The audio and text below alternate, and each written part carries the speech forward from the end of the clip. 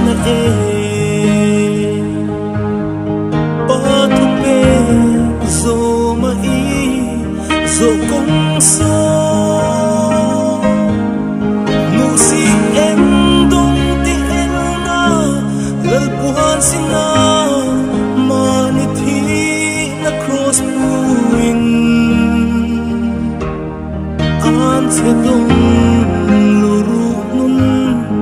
Calvary lang apan so imuin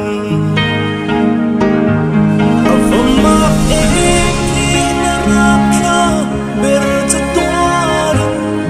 tinalal sa tanatsu at longta diin amoy ber kamuangin omru kanita